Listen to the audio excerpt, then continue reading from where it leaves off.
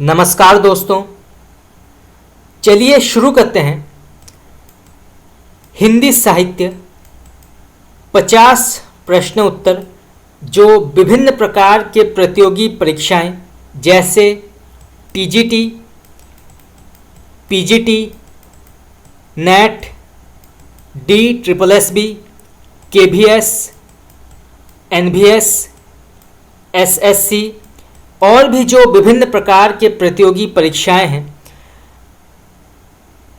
इनके लिए ये अत्यंत ही लाभकारी सिद्ध हो सकता है। और इससे पहले हमने आदिकाल, भक्तिकाल, रीतिकाल, आधुनिक काल से जुड़े प्रश्न उत्तर भी हम डिस्कस कर चुके हैं। हिंदी साहित्य के प्रमुख काल विभाजन और नामकरण, इनसे भी जुड़े प्रश्न उत्तर हम डिस्कस कर चुके हैं। वन लाइनर, एक वाक्य प्रश्न भी हम डिस्कस कर चुके हैं, तो आप जाके देख सकते हैं। और उससे भी पहले हमने आधुनिक काल के जो प्रमुख गद्य विधाएं हैं जैसे नाटक, कहानी, रेखाचित्र, आत्मकथा, इनसे जुड़े प्रश्न उत्तर भी हम डिस्कस कर चुके हैं। तो चलिए शुरू करते हैं। पहला सवाल, तो यहाँ पे प्रश्न पूछा गया है, पदावली की भाषा क्या है? तो पदावली जो है ये विद्यापति की अत्यंत ही प्रसिद्ध रचना है। पदावली की वजह से विद्यापति ने आदिकाल में नाम अर्जित किया था। तो पदावली की भाषा क्या है? तो इसका सही उत्तर होगा आपका ऑप्शन नंबर डी, मैथिली। तो आपका डी ऑप्शन यहाँ पे करेक्ट है। चलिए आगे बढ़ते हैं। बनारस के आसपास की संस्कृति व भाषा का चित्रण किस कृति में किया गया है? तो बनारस के आसपास की संस्कृति व भाषा का चित्रण किस कृति में किया गया है? तो इसका सही उत्तर होगा आपका ऑप्शन नंबर सी, उक्ति व्यक्ति प्रकरण। तो आपका सी ऑप्शन यहाँ पे सही है। उक्ति व्यक्ति प्रकरण में बनारस के आसपास की संस्कृति व भाषा का चित्रण किया गया है। चलिए आगे बढ़ते हैं। गारसा द तासी के इतिहास का अनुवाद किसने किया है? ये प्रश्न आपका नेट में पूछा गया है, तो आप इसको नोट कर सकते हैं। तो गारसा द तासी के इतिहास का अनुवाद किसने किया है? तो इसका सही उत्तर होगा आपका ऑप्शन नंबर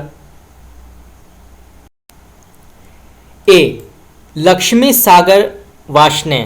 तो आपका ए ऑप्शन यहाँ पे सही है।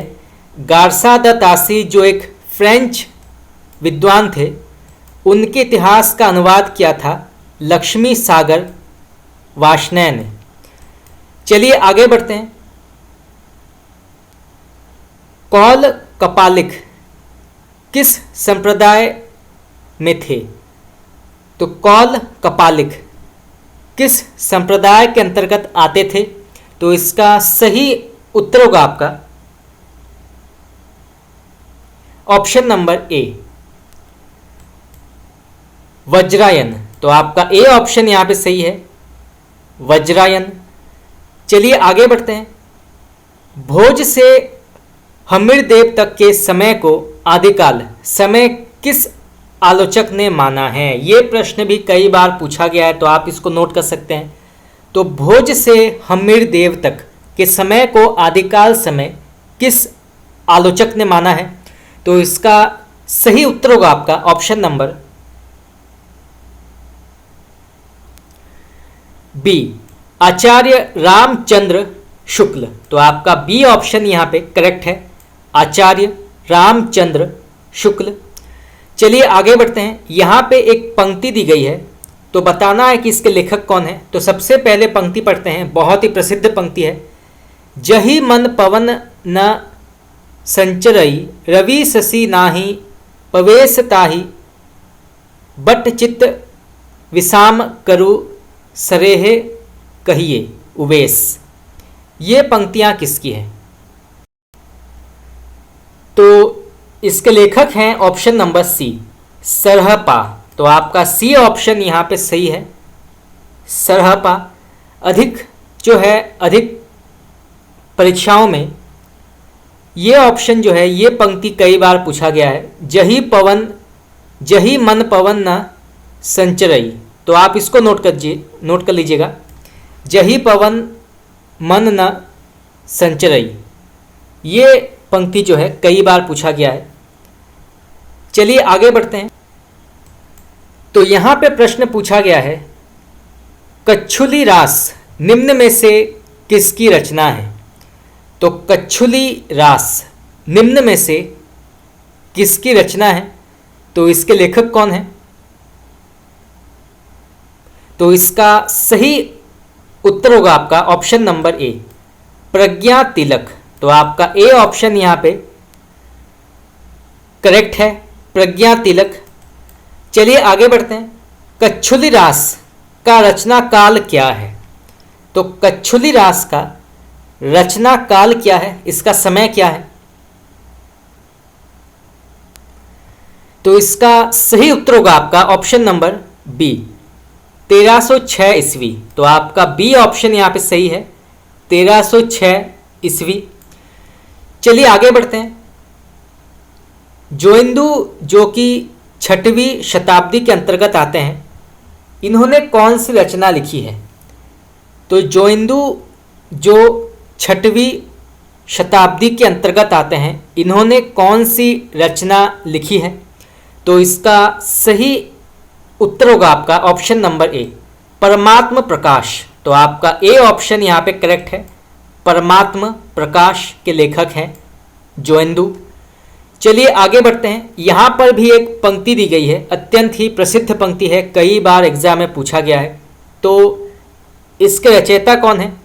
तो सबसे पहले पंक्ति पढ़ते हैं, अवधू रहिया होटे बाटे रूप बीरज की छाया, तजिबा काम क्रोध लोभ मोह संसार की माया। ये पंक्तियाँ किसकी है? अत्यंत ही प्रसिद्ध ये पंक्तियाँ हैं, आप इसको नोट कर सकते हैं। अवधू रहिया होटे बाटे रूप बिरज की छाया, तजिबा काम क्रोध लोभ मोह संसार की माया। तो इसके लेखक कौन है? तो इसका सही उत्तर होगा आपका ऑप्शन नंबर बी, गोरखनाथ। तो आपका बी ऑप्शन यहाँ पे करेक्ट है, गोरखनाथ। चलिए आगे बढ़ते हैं। कण्हपा के गुरु का नाम क्या है? तो कण्हपा के गुरु का नाम क्या है? तो इसका सही उत्तर होगा आपका ऑप्शन नंबर डी, जलंधर पा। तो आपका डी ऑप्शन यहाँ पे सही है।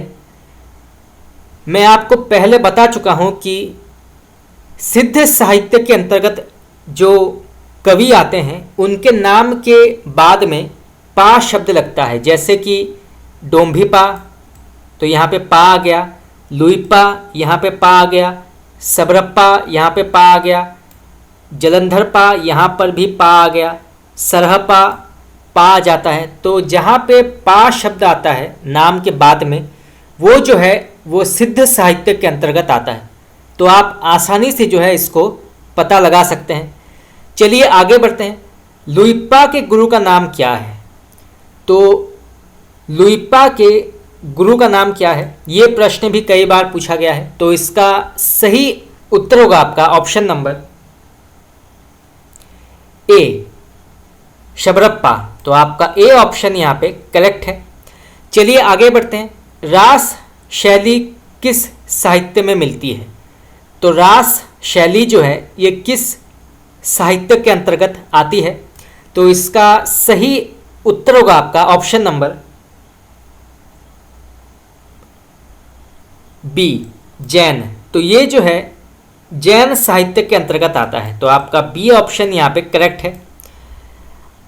चलिए आगे बढ़ते हैं। यहाँ पे प्रश्न पूछा गया है, आचार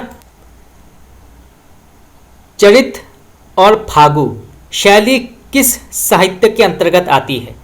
तो आचार चरित और फागु शैली जो है ये किस साहित्य के अंग हैं? तो इसका सही उत्तर होगा आपका ऑप्शन नंबर ए, जैन। ये जो है जैन साहित्य के अंतर्गत आते हैं, खास करके आचार्य ये प्रश्न कई बार एग्जाम में पूछा गया है कि आचार शैली जो है ये किस साहित्य के अंतर्गत आती है। तो ये जो है जैन साहित्य के अंतर्गत आती है। एक बहुत ही महत्वपूर्ण अंग है जैन साहित्य का आचार। चलिए आगे बढ़ते हैं। भरतेश्वर बाहुबली रास का समय क्या है?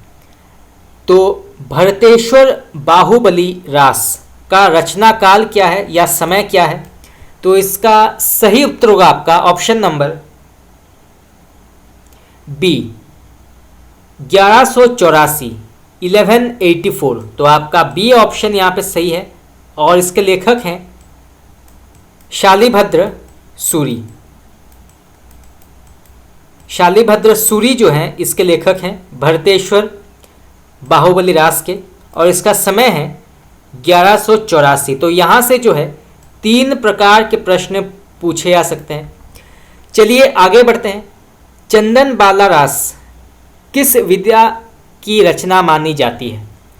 तो चंदन बाला रास जो है ये किस विधा की या किस विद्या की रचना मानी जाती है?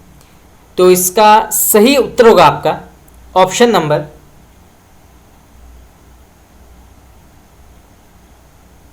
बी लघु खंड काव्य। तो ये जो है लघु खंड काव्य के अंतर्गत आता है चंदन बाला रास। तो आपका बी ऑप्शन यहाँ पे करेक्ट है। नेक्स्ट क्वेश्चन, शिलांकित राउलवेल किस विधा की कृति मानी जाती है? तो शिलांकित राउलवेल किस विधा की कृति मानी जाती है? तो इसका करेक्ट आंसर होगा आपका ऑप्शन नंबर ए चंपू काव्य। तो ये जो है चंपू काव्य के अंतर्गत आता है। तो आपका ए ऑप्शन यहाँ पे करेक्ट है। और यहाँ से ये भी प्रश्न पूछा जा सकता है कि इनमें से कौन सी कृति एक शिलांकित कृति मानी जाती है? तो वो है राउलवेल और इसके लेखक हैं रोड़ा। तो यहाँ से भी जो है 3 प्रकार के प्रश्न पूछे जा सकते हैं। तो आप इसको नोट कर सकते हैं। चलिए आगे बढ़ते हैं। चंदन बाला रास कितने खंडों में विभक्त किया गया है? तो चंदन बाला रास जो है ये कितने खंडों में कृति मानी जाती है या कितने खंडों की कृति मानी जाती है? तो इसका सही उत्तर होगा आपका ऑप्शन नंबर सी 35। तो आपका सी ऑप्शन यहाँ पे सही है। चलिए आगे बढ़ते हैं। नेक्स्ट क्वेश्चन, यहाँ पे प्रश्न पूछा गया है राउलवेल नामक आदिकालीन गद्य ग्रंथ के लेखक का नाम क्या है? तो राउलवेल नामक आदिकालीन गद्य ग्रंथ के लेखक का नाम क्या है? तो इसका सही उत्तर होगा आपका ऑप्शन नंबर बी रोड़ा कवि। तो आपका बी ऑप्शन यहाँ पे करेक्ट है। नेमिनाथ रास कितने छंदों की रचना मानी जाती है? ये प्रश्न भी कई बार पूछा गया है। तो नेमिनाथ रास जो है ये कितने छंदों की रचना मानी जाती है? तो इसका करेक्ट आंसर होगा आपका ऑप्शन नंबर सी 58। तो नेमिनाथ रास जो है ये 58 छंदों की रचना मानी जाती है। चलिए आगे बढ़ते हैं। जैनाचार्य मेरुतुंग की कृति प्रबंध चिंतामणि का रचना काल क्या है? ये प्रश्न भी आपका नेट में कई बार पूछा गया है। तो जैनाचार्य मेरुतुंग की कृति प्रबंध चिंतामणि का समय क्या है या रचना काल क्या है? तो इसका सही उत्तर होगा आपका ऑप्शन नंबर डी 1304। तो आपका डी ऑप्शन यहाँ पे सही है 1304 1304।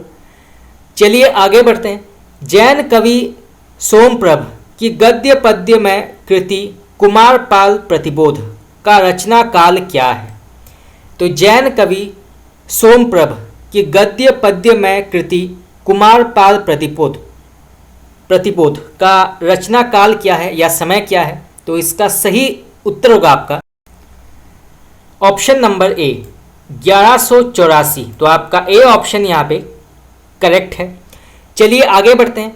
आदिकालीन कवि ज्योतिरीश्वर ठाकुर की गद्य कृति का नाम क्या है? ये भी कई बार प्रश्न जो है एग्जाम में पूछा गया है, नेट में पूछा गया है और विभिन्न प्रकार के टीजीटी और पीजीटी परीक्षा में भी पूछा गया है, तो आप इसको नोट कर सकते हैं। तो आदिकालीन कवि ज्योतिरीश्वर ठाकुर की गद्य कृति का नाम क्या है? तो इसका सही उत्तर होगा आपका ऑप्शन नंबर बी, वर्ण रत्नाकर। तो आपका बी ऑप्शन यहाँ पे करेक्ट है, वर्ण रत्नाकर। चलिए आगे बढ़ते हैं। भरतेश्वर बाहुबली रास किसकी रचना है? हम पहले पढ़ चुके हैं। तो भरतेश्वर बाहुबली रास किसकी रचना मानी जाती है? तो इसका सही उत्तर होगा आपका ऑप्शन नंबर ए, शालिभद्र सूरी। तो आपका ए ऑप्शन यहाँ पे सही है, शालिभद्र सूरी। यहाँ पे जो है छोटी की मात्रा होगी, ना कि बड़ी। तो आपका ए ऑप्शन यहाँ पे करेक्ट है, आप इसको नोट कर सकते हैं। चलिए नेक्स्ट क्वेश्चन। सुमति गणी ने नेमिनाथ रास की रचना कब की? तो सुमति गणी ने नेमिनाथ रास की रचना कब की? तो इसका सही उत्तर होगा आपका ऑप्शन नंबर सी, 1213। तो आपका सी ऑप्शन यहाँ पे करेक्ट है, 1213 में सुमति गणी ने नेमिनाथ रास की रचना की। और यहाँ से ये भी प्रश्न पूछा जा सकता है कि नेमिनाथ रास के लेखक का नाम क्या है? तो इसके लेखक हैं सुमति गणी। चलिए आगे बढ़ते हैं। अवधूत मत के नाम से विख्यात कौन है? कौन सा संप्रदाय जो है वो अवधूत मत के नाम से जाना जाता है? तो इसका सही उत्तर होगा आपका ऑप्शन नंबर डी, नाथ संप्रदाय। तो आपका डी ऑप्शन यहाँ पे करेक्ट है, नाथ संप्रदाय। चलिए आगे बढ़ते हैं। 63 महापुरुषों की कथा किस रचना में है? तो 63 महापुरुषों की कथा जो है ये किस रचना के अंतर्गत आती है? तो इसका सही उत्तर होगा आपका ऑप्शन नंबर ए, महापुराण। तो आपका ए ऑप्शन यहाँ पे सही है, महापुराण में जो है 63 महापुरुषों की कथा जो है वो उल्लेख है। चलिए आगे बढ़ते हैं। योग संप्रदाय किसे कहा जाता है? तो योग संप्रदाय जो है ये किसे कहा जाता है? तो इसका सही उत्तर होगा आपका ऑप्शन नंबर, तो इसका करेक्ट आंसर होगा आपका ऑप्शन नंबर सी, नाथ संप्रदाय। तो आपका सी ऑप्शन यहाँ पे करेक्ट है, नाथ संप्रदाय। चलिए आगे बढ़ते हैं। योग मार्गी किसे कहा जाता है? तो योग मार्गी किसे कहा जाता है? तो इसका सही उत्तर होगा आपका ऑप्शन नंबर ए, नाथों को। तो नाथों को जो है योग मार्गी कहा जाता है क्योंकि उन्होंने योग को अपने जीवन में उतारा था। योग, इसके अलावा जो बाह्य आडंबर थे उनका भी उन्होंने विरोध किया था। गुरु महिमा को उन्होंने सबसे अधिक महत्व दिया था। इसको आप नोट कर लीजिए, गुरु महिमा को सबसे अधिक महत्व दिया था नाथों ने। इसके अलावा योग जो है उसको भी महत्व दिया था। तो आपका ए ऑप्शन यहाँ पे सही है। चलिए आगे बढ़ते हैं। प्राण संकली आत्मबोध एयावली रचनाएं किसकी है? तो प्राण संकली आत्मबोध और एयावली रचना के लेखक कौन है? तो इसके लेखक हैं ऑप्शन नंबर बी, गोरखनाथ। तो आपका बी ऑप्शन यहाँ पे करेक्ट है, गोरखनाथ। चलिए आगे बढ़ते हैं। खुमान रासों की भाषा कौन सी है? तो खुमान रासों की भाषा कौन सी मानी जाती है? तो इसका सही उत्तर होगा आपका ऑप्शन नंबर ए, डिंगल भाषा। तो आपका ए ऑप्शन यहाँ पे सही है, डिंगल भाषा। चलिए आगे बढ़ते हैं। अनुभव मात्रा, ज्ञान तिलक, औण पंचमात्रा किसकी रचनाएं हैं? तो फिर से पढ़ते हैं। अनुभव मात्रा, ज्ञान तिलक और औण पंचमात्रा किसकी रचनाएं हैं? इसके लेखक कौन है? तो इसका सही उत्तर होगा आपका ऑप्शन नंबर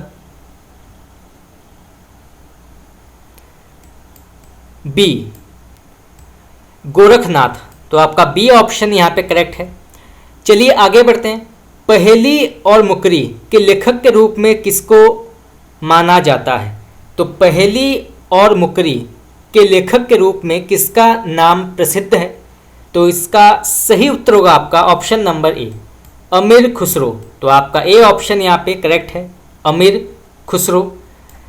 पृथ्वीराज रासो का कौन सा पक्ष सर्वाधिक विवादित रहा है? ये प्रश्न भी आपका नेट में कई बार पूछा गया है और अत्यंत ही महत्वपूर्ण प्रश्न है, तो आप इसको नोट कर सकते हैं। तो पृथ्वीराज रासो का कौन सा पक्ष सर्वाधिक विवादित रहा है? तो इसका सही उत्तर होगा आपका ऑप्शन नंबर ए, ऐतिहासिकता। तो आपका ए ऑप्शन यहाँ पे करेक्ट है। ऐतिहासिकता को लेकर सर्वाधिक विवाद रहा है पृथ्वीराज रासो के अंतर्गत। तो आपका ए ऑप्शन यहाँ पे सही है। बाकी भाषा, प्रबंधात्मकता और वीरता, इन्हें लेकर किसी भी प्रकार का कोई विवाद नहीं है। तो आपका ए ऑप्शन यहाँ पे सही है, ऐतिहासिकता। चलिए आगे बढ़ते हैं। राहुल सांस्कृतायन ने दोहा कोश में किस कवि की रचनाएं संकलित की हैं? तो राहुल सांस्कृतायन ने दोहा कोश में किस कवि की रचनाएं संकलित की हैं? तो इसका करेक्ट आंसर होगा आपका ऑप्शन नंबर सी, सरहपा। तो आपका सी ऑप्शन यहाँ पे सही है। और राहुल सांस्कृतायन ने सरहपा को हिंदी साहित्य का प्रथम कवि माना है। तो यहाँ से जो है दो प्रकार के प्रश्न पूछे जा सकते हैं। चलिए आगे बढ़ते हैं। पृथ्वीराज रासो किस प्रकार का काव्य है? तो पृथ्वीराज रासो जो है ये किस प्रकार का काव्य है? तो इसका सही उत्तर होगा आपका ऑप्शन नंबर बी, वीरता परख।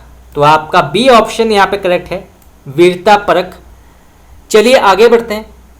आदि गीतकार के रूप में कौन जाने जाते हैं? ये प्रश्न भी कई बार पूछा गया है, तो आप इसको नोट कर सकते हैं। तो आदि गीतकार के रूप में कौन से कवि जाने जाते हैं? तो इसका सही उत्तर होगा आपका ऑप्शन नंबर ए, विद्यापति। तो आपका ए ऑप्शन यहाँ पे करेक्ट है।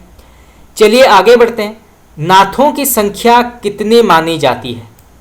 तो नाथों की संख्या जो है वो कितनी मानी गई है? तो इसका सही उत्तर होगा आपका ऑप्शन नंबर बी, 9 नवनाथ हैं या 9 नाथ माने जाते हैं, नवनाथ। चलिए आगे बढ़ते हैं। सिद्धों की संख्या कितनी है? तो यहाँ पे पूछा गया है कि सिद्धों की संख्या जो है वो कितनी मानी गई है?